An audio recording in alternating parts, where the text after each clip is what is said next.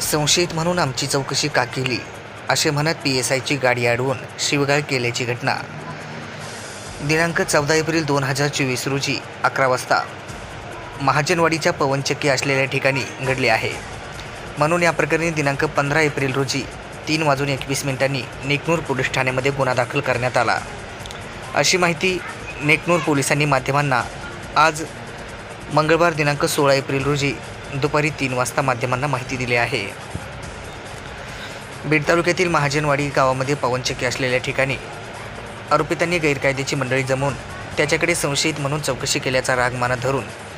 JCB व मोटरसायकलच्या सहाय्याने शासकीय वाहन अडवून कायदेशीर कर्तव्यामध्ये अडथळा निर्माण करून शिवीगाळ केली व चापट मारल्याची खोटी तक्रार करणार असल्याची धमकी दिली. म्हणून या प्रकरणी फिर्यादी